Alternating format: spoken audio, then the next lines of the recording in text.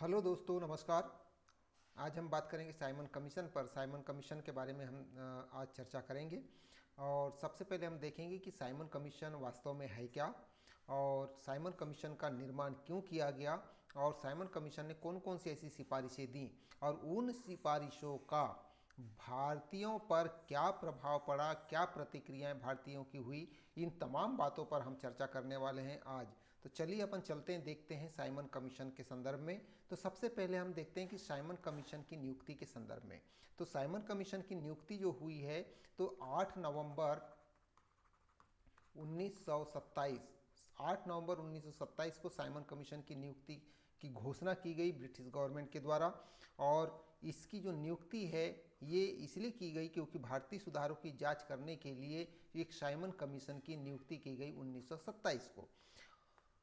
इस आयोग का प्रमुख जो काम है वो ये देखना था कि क्या भारत इस योग्य हो गया है कि भारत के लोगों को और अधिक संवैधानिक अधिकार दिए जाएं। तो इस बातों की जांच करने के लिए ही इस कमीशन की, साइमन कमीशन की नियुक्ति की गई 8 नवंबर 1927 को। चूंकि समय से पूर्व इस कमीशन का, इस आयोग का समय से पूर्व गठन होने के कारण, समय से पूर्व इसकी नियुक्ति होने के कारण भारतीयों ने इसका विरोध भी किया।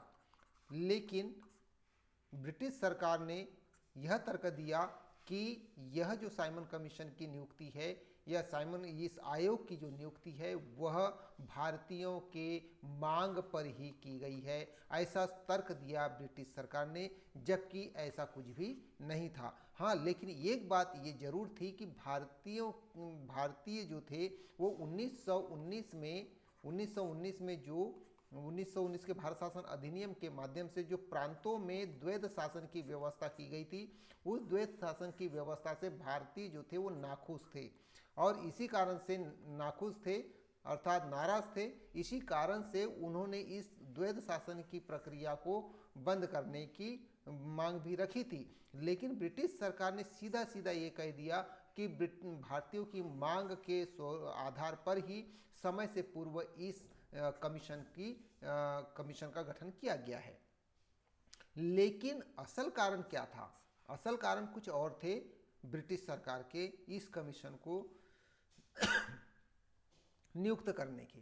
तो सबसे पहला कारण हम देखते हैं कि सबसे पहला जो कारण था साइमन कमीशन को समय से पूर्व नियुक्त करने का, और वो था कि 1929 में ब्रिटेन में आम चुनाव होने थे। अब ब्रिटेन में आम चुनाव होने थे 1929 में। इसी कारण से चूंकि 1919 में जो अधिनियम आया था, तो ये 10 वर्ष के बाद अर्थात 1929 में आयोग का गठन होना चाहिए था, या 1929 के बाद होना चाहिए था। लेकिन इसको समय से पूर्व ही कर दिया गया, अर्थात 1929 में जो ब्रिटेन में आम चुनाव थे, तो इसमें जो लिबरल पार्टी जो थी, लिबरल पार्टी ये चाहती थी कि भारत में जो भी समस्याएं हैं, तो उन समस्याओं का समाधान लिबरल पार्टी कर सके, और इसका पूरा जो उत्तरदायित्व है इस वो लिबरल पार्टी लेना चाहती थी। वो नहीं चाहती थी कि मजदूर दल को इसका श्रेय मिले, और अतः मजदूर दल को श्रेय नहीं देना चाहती थी। इसलिए लिबरल पार्टी ने समय से पूर्व ही अर्थात 1927 में साइमन कमीशन का गठन कर लिया। दूसरी बात क्या थी? दूसरी खास बात ये थी कि भारत में सांप्रदायिक दंगे जो हैं, वो सांप्रदायिक दंगे बहुत तेजी से बढ़ रहे थे, है ना। तो सांप्रदायिक दंगे जो तेजी से बढ़ रहे थे, उन पर अंकुश पाना भी इस आयोग का प्रमुख उद्देश्य था। तीसरी बात ये थी कि भारत में राष्ट्रीयता का प्रवाह बहुत तेजी से बढ़ रहा था, उसको रोकना भी इस कमीशन का प्रमुख उद्देश्य था। चौथी बात थी कि स्वराज दल, जो स्वराज दल है, स्वराज दल की जो छवि उस समय तत्कालीन समय में बढ़ती जा रही थी, उसकी छवि को खराब करना भी साइमन कमीशन का प्रमुख उद्देश्य था। उसकी बढ़ती हुई जो उसकी मांग थी, जो वो तेजी से उसकी छवि, अच्छी छवि पूरे भारत में बन रही थी, उस छवि को दुर्बल करना अर्थात स्वराज दल को दुर्बल करना भी इसका प्रमुख उद्देश्य था। आपको मैं बता दूं, स्वराज दल का जो गठन है वो हुआ था 1923 को चित्तरंजन दास और मोतीलाल नेहरू के द्वारा। चित्तरंजन दास और मोतीलाल नेहरू के द्वारा ही स्वराज दल का गठन किया गया था 1923 में। अब बात करते हैं आगे हम ये देखते हैं कि सरजान साइमन आखिर में कौन था जिसे अध्यक्ष बनाया गया था इस कमेटी का, मतलब इस साइमन कमीशन का। तो साइमन कमीशन का जो अध्यक्ष है वो सरजान साइमन को बनाया गया था। ये सरजान साइमन, इन्हें अध्यक्ष बनाया गया था किसका? साइमन कमीशन का। तो सरजान साइमन को अध्यक्ष बनाया गया था, इसी कारण इनके नाम पर ही इस आयोग का नाम साइमन कमीशन बन गया। तो चूंकि अब बात ये आती है कि भाई साइमन को ही अध्यक्ष क्यों बनाया गया, तो इसमें एक खास बात यह है कि साइमन को अध्यक्ष बनाने के पीछे ब्रिटिश शासन का एक महत्वपूर्ण राज छुपा हुआ था, और वो ये था कि साइमन जो था, सरजान साइमन जो था, ये उदारवादी नेता था, एक प्रसिद्ध उदारवादी नेता था। और प्रसिद्ध उदारवादी नेता होने के कारण भारत में चूंकि कांग्रेस में उदारवादी दल जो था, नरम दल जो था, उस नरम दल को खुश करना ब्रिटिश शासन का प्रमुख ध्येय था। और इस नरम दल को खुश करने के लिए ही, इस उदारवादी दल को खुश करने के लिए ही उदारवादी नेता को उन्होंने इस कमीशन का अध्यक्ष बनाया। और इस प्रकार से एक ब्रिटिश सरकार ने भारत में अपनी एक नीति लागू करने के लिए, भारतीयों को खुश करने के लिए ही सरजान साइमन को अध्यक्ष बनाया, जिसके नाम पर इसे साइमन कमीशन के नाम से जाना जाता है। अब बात करते हैं कि साइमन कमीशन का प्रमुख उद्देश्य क्या था। तो साइमन कमीशन का प्रमुख उद्देश्य जो है वो ये था कि भारत में उत्तरदायी शासन पर रिपोर्ट तैयार करना। उत्तरदायी शासन पर रिपोर्ट तैयार करना अर्थात 1919 में जो भारत शासन अधिनियम बना था, उस 1919 के भारत शासन अधिनियम के द्वारा उत्तरदायी शासन स्थापित करने में भारतीयों को और अधिक संवैधानिक अधिकार किस सीमा तक दिए गए, किस सीमा तक प्राप्त हो चुके, क्या 1919 का भारत शासन अधिनियम अपने लक्ष्य को पूरा कर पाया या नहीं कर पाया, सफल हुआ या असफल हुआ, इस पर अपनी रिपोर्ट तैयार करना था साइमन कमीशन को। क्योंकि 1919 का जो अधिनियम था, उस अधिनियम में इस बात का उल्लेख था कि 10 वर्षों के बाद एक संवैधानिक आयोग का गठन किया जाएगा, और यह आयोग ये देखेगा कि 1919 के जो अधिनियम लागू किए गए भारत में, वो कहाँ तक सफल हो सके, इसकी जांच करने के लिए 10 वर्षों के बाद एक आयोग का गठन किया जाएगा। इसका उल्लेख था 1919 के भारत शासन अधिनियम में। उसी के तहत इस साइमन कमीशन का गठन किया गया था, जिसने अपने उत्तरदायी शासन, भारत में जो उत्तरदायी शासन जो लागू किया गया था, उस पर एक रिपोर्ट तैयार करना था। इस कमीशन का प्रमुख उद्देश्य ये था। अब साइमन कमीशन का बहिष्कार आखिर भारत में क्यों हुआ? भारतीयों ने आखिर साइमन कमीशन का विरोध क्यों किया? इसके पीछे क्या कहानी है? तो इसके पीछे भी एक कहानी यह है कि इसके साइमन कमीशन के विरोध के पीछे सबसे पहली बात यह है कि साइमन कमीशन में 7 सदस्य थे, और 7 सदस्यों वाला ये एक आयोग बनाया गया था जिसको साइमन कमीशन के नाम से जानते हैं। और सातों के सातों सदस्य जो हैं वो अंग्रेज थे। अब सातों के सातों सदस्य अंग्रेज थे, तो भारतीयों को अपने छले जाने का एहसास हुआ।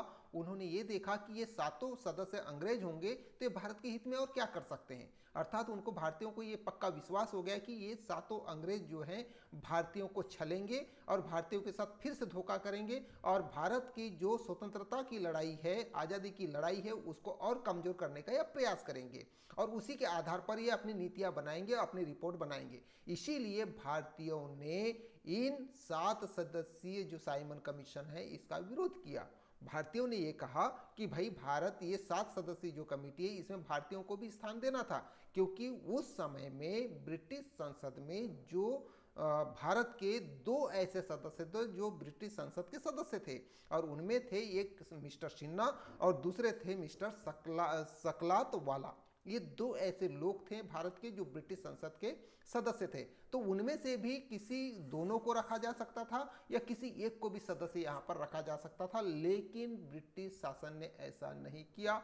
और उन्होंने, ब्रिटिश शासन ने इस पर अपनी सफाई देते हुए कहा कि हमने सातों सदस्य ब्रिटेन के अर्थात ब्रिटिश गवर्नमेंट के सदस्यों को इसलिए रखा क्योंकि ये जो रिपोर्ट है ये ब्रिटिश संसद में ही प्रस्तुत की जानी है, इसीलिए हमने सातों सदस्य ब्रिटिश ही रखे हैं। ये ब्रिटिश शासन ने अपनी सफाई दी, लेकिन भारतीयों ने उसे नहीं माना और आखिरकार साइमन कमीशन का बहिष्कार किया। दूसरा इसका प्रमुख तत्व जो है उसका कि साइमन कमीशन को समय से पूर्व ही नियुक्त किया गया। तो भारतीयों ने ये कहा कि भाई इतनी हड़बड़ी या इतनी जल्दबाजी क्यों की गई।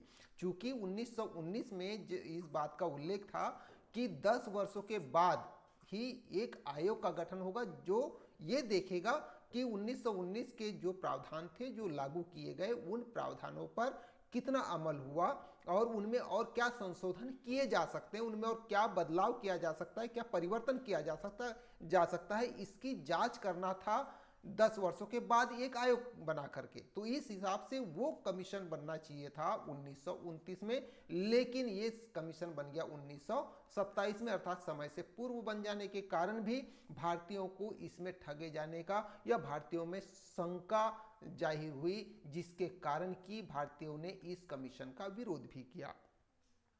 तीसरी बात क्या है? तो तीसरी बात यह है कि जब ये सातों अंग्रेज सदस्यों का दल जो है भारत में आने के लिए जब इसका गठन किया गया, तो इसकी सबसे पहले जो सूचना है, इसकी सबसे पहले सूचना भारतीयों को लग चुकी थी। लॉर्ड इरविन ने गांधी जी को बता दिया था और इस प्रकार भारत को ये पता चल गया था कि भारत में एक सुधार आयोग या संवैधानिक आयोग के रूप में एक साइमन कमीशन का गठन किया गया है, जिसके अध्यक्ष सर जॉन साइमन हैं। इसकी जानकारी भारतीयों को लग चुकी थी। अतः दिसंबर 1927 को कांग्रेस का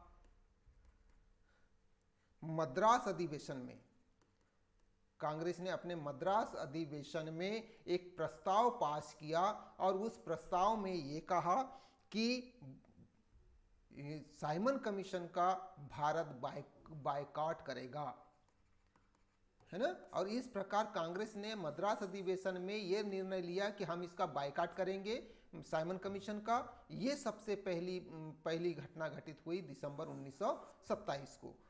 चौथी इसकी खास बात यह है कि 3 फरवरी 1928 को जब ये साइमन कमीशन अर्थात ये आयोग जब बंबई पहुंचा, तो बंबई में भी इस आयोग का बहुत विरोध हुआ और नारे लगाए गए, काले झंडे दिखाए गए और साइमन वापस जाओ के नारे भी लगाए गए और इस प्रकार इस साइमन कमीशन का बहिष्कार कर दिया गया। इसके बाद यह जो साइमन कमीशन है ये लाहौर पहुंचा, तो लाहौर पहुंचने पर भी इसको विरोध का सामना करना पड़ा। वहां पर लाला लाजपत राय के नेतृत्व में साइमन कमीशन का बहिष्कार किया गया और साइमन कमीशन गो बैक के नारे लगाए गए, उन्हें काले झंडे दिखाए गए और इस प्रकार ब्रिटिश शासन ने उस पूरी भीड़ पर जो साइमन कमीशन का विरोध कर रही थी, बहिष्कार कर रही थी, उन पर बेरहमी से लाठियां बरसाई गई और उन लाठियां जो बरसाई गई उसका एक प्रहार लाला लाजपत राय पर भी पड़ा और जिसके कारण लाला लाजपत राय की 17 नवंबर 1928 को इनका देहांत हो गया। तब उन्होंने लाला लाजपत राय ने ये कहा था कि मेरे ऊपर किया गया लाठी का प्रत्येक प्रहार जो है वह ब्रिटिश सरकार के कफन की कील साबित होगा। लाला लाजपत राय ने ये कहा था अपने मृत्यु के पहले और इस प्रकार लाला लाजपत राय की शहादत हो गई 17 नवंबर 1928 को और इस प्रकार से ब्रिटिश गवर्नमेंट के द्वारा भारत में जो बहिष्कार भारतीयों के द्वारा किया गया था, उस बहिष्कार को, उस विरोध को बेरहमी से कुचलने का प्रयास किया ब्रिटिश गवर्नमेंट ने। फिर इसके बाद देखते हैं कि अब साइमन कमीशन, इतने विरोध के बावजूद भी साइमन कमीशन ने अपनी रिपोर्ट बनाई और रिपोर्ट बना करके उसको ब्रिटिश संसद के सम्मुख प्रस्तुत कर दिया और वो प्रस्तुत किया कब? 27 मई 1930 को साइमन कमीशन ने अपनी रिपोर्ट जो है वो प्रकाशित कर दी। ठीक है, तो 27 मई 1930 को साइमन कमीशन ने अपनी रिपोर्ट प्रकाशित कर दी और उस रिपोर्ट जो प्रकाशित की उसमें क्या क्या प्रावधान थे। तो उनमें सबसे पहले प्रावधान ये था कि भारत में जो द्वैध शासन की व्यवस्था रखी गई है उसे पूरी तरह से समाप्त किया जाएगा।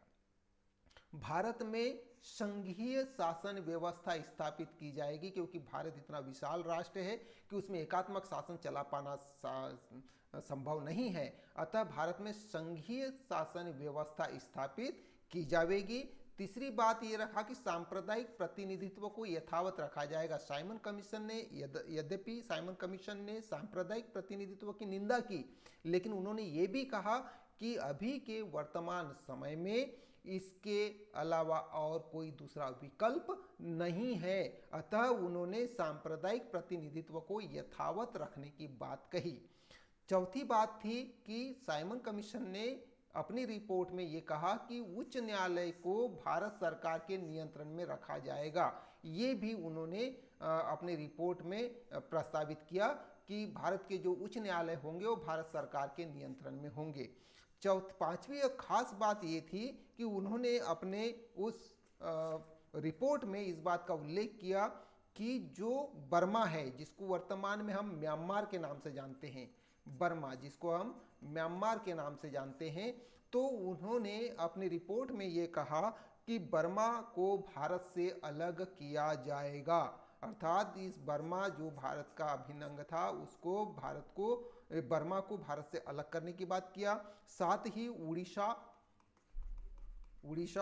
और सिंध को भारत से अलग प्रदेश बनाने की भी सिफारिश कर दिया। अलग प्रदेश बनाने की सिफारिश किया साइमन रिपोर्ट्स ने। और इस प्रकार साइमन कमीशन ने अपनी रिपोर्ट्स जो है 27 मई 1930 को प्रकाशित कर दिया। और इस प्रकार से भारत की एकता और राष्ट्रीयता को तोड़ने का प्रयास किया गया। राष्ट्रवादी और राष्ट्रीयता की भावना को तोड़ने का प्रयास किया साइमन रिपोर्ट्स ने। अब हम देखते हैं कि साइमन रिपोर्ट्स का आखिर आउटपुट क्या रहा, अर्थात इसका मूल्यांकन जब हम करते हैं तो साइमन कमीशन ने अपनी रिपोर्ट में भारतीय राजनीति की समस्त कठिनाइयों और समस्याओं पर प्रकाश तो डाला, लेकिन उन समस्याओं को, उन कठिनाइयों को तनिक भी दूर नहीं किया, बल्कि भारतीय जनता की जो अभिलाषाएं थी, जो आकांक्षाएं थी, उनका तनिक भी ध्यान नहीं दिया और भारतीयों की अभिलाषाओं का अनादर किया, उपेक्षा किया। और इस प्रकार ये जो रिपोर्ट है, रिपोर्ट में भारतीयों की औपनिवेशिक स्वराज्य की मांग की पूर्णतः उपेक्षा भी कर दी गई। इन उपेक्षाओं के बावजूद इसमें भारतीय जनता की पूरी आकांक्षाओं की, उनकी इच्छाओं की उपेक्षा की गई। जो भी मांग भारतीयों ने रखा था उन सभी मांगों की उपेक्षा की। लेकिन इसकी खास बात ये देखने में आती है कि साइमन कमीशन ने जो अपना महत्वपूर्ण दस्तावेज बनाया था, वह दस्तावेज 1935 के भारत शासन अधिनियम में अधिकांशतः उस दस्तावेज को जस का तस भी स्वीकार कर लिया गया। ये जो खास बात है साइमन कमीशन की रिपोर्ट की, कि उसने जो रिपोर्ट दिया था उस रिपोर्ट में भारतीयों के हितों के लिए तो कुछ भी अच्छा नहीं था, लेकिन उस रिपोर्ट को 1935 के भारत शासन अधिनियम में अधिकांशतः जस का तस स्वीकार कर लिया था। ये है उसका पूरा मूल्यांकन साइमन कमीशन का। तो आशा है कि आपको ये वीडियो अच्छा लगा होगा। अच्छा लगा हो तो इसको लाइक करके शेयर जरूर कीजिएगा, और जो पहली बार देख रहे हैं वे इस वीडियो को, जो पहली बार जुड़ रहे हैं वे सब्सक्राइब जरूर करें। धन्यवाद। मिलेंगे अगले वीडियो के साथ, तब तक के लेते हैं विदा।